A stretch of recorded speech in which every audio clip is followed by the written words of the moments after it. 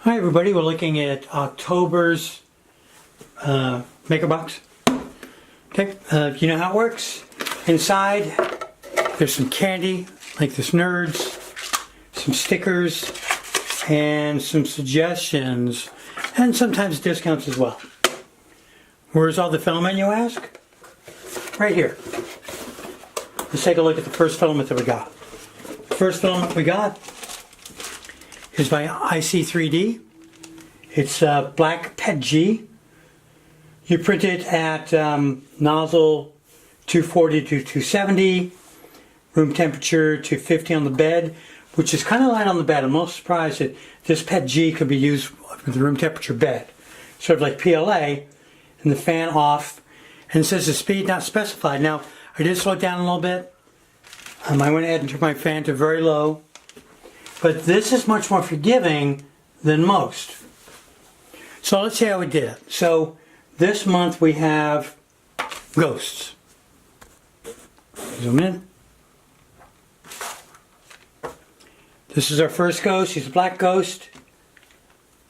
And as you can see, bridging went really good on the mouth and the eyes. Layer heights are good. Detail of a tail and back.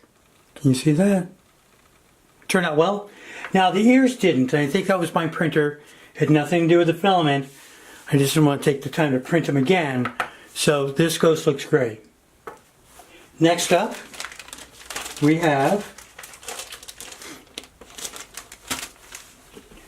this is by Nature's Work.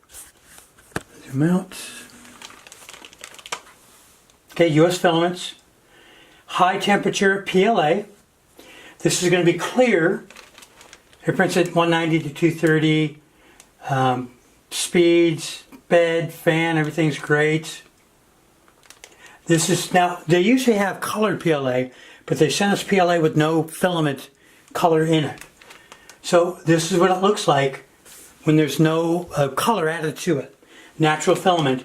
And they gave us 150% of this, which is kind of cool. So let's go ahead and take a look at what we got.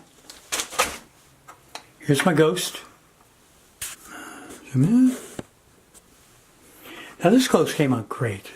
This filament printed very smoothly, went on well, adhesion was amazing. You can see that the overhangs, just what you would want. Let's see if we'll zoom in on that. There we go. All in all, great print.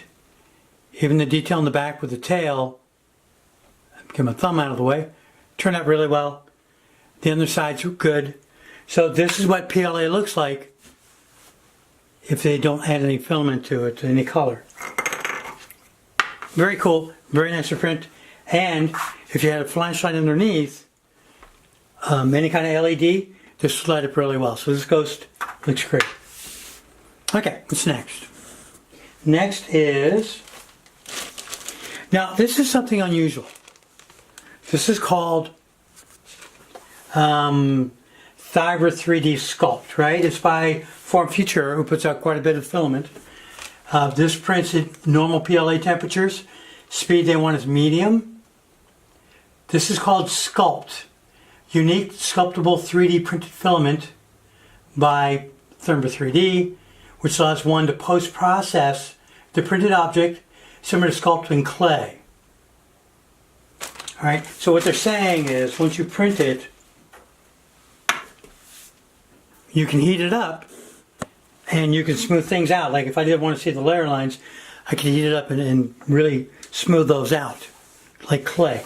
And it feels different. It feels much softer than regular PLA. Now the problem I had, because it's such a soft filament, it didn't want to stick. That was my first filament. Stick for a while and then came right off. I had to use tape, painter's tape, to make this stick. And you can see the fine detail on the top, like the ears. There you go. Didn't really print out that well either. Overhangs, kind of atrocious. Overhangs are not very good. So as long as you're printing something that doesn't have a lot of detail, something round you want to sculpt in something else, this will work if you're looking to do fine detail like we did with this PLA. Not so much. Last but not least, we have, here we go, PLA2 green. This prints like regular PLA. This is similar to PLA Plus. So it's a stronger PLA, second generation, no warping, everything's smooth, strong layer adhesion, didn't have any problems with that. Everything's stuck just the way it should. So let's go ahead and take a look at this. Here we go. Nice color green, by the way. I like this color green a lot. As you can see, the definition is really good on this. Everything looks great. And the overhang on this, just about perfect. Just look at the ears. The ears are nice and sharp. Everything you would expect with PLA. Let me go back a minute and take a look. Because one of these, you can anneal. Let's see, which one was it you can anneal here? Was it this one? Okay. Probably read that, but not all of them. Here's something else about the clay. Something kind of important.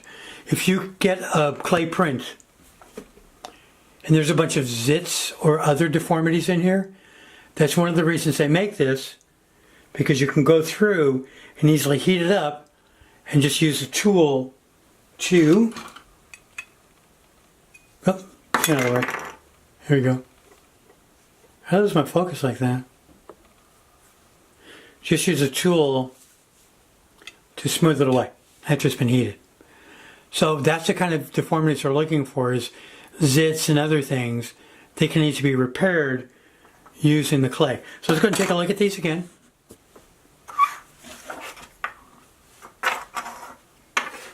There we go. Okay, I had to print this, which is a PETG, on tape. It definitely wouldn't stick down. But all in all, nice and strong. I'm not going to have any problem with that. The Sculpt just, it was a mess, start to finish. But you can tell it's very smooth. And if I heat this up, even running it under hot water, that's going to allow us to smooth that out. PLA, amazing, did a great job. I like the effect of not having a filament. This is recycled water bottles, people. Last but not least, we have the PLA Plus. I'm a big fan of PLA Plus. If you're making this for kids, it gives you that added strength, and yet it has a look and printability of PLA. Very happy with that. Hope you enjoyed this episode of Average Joe's 3D. You guys have a great day.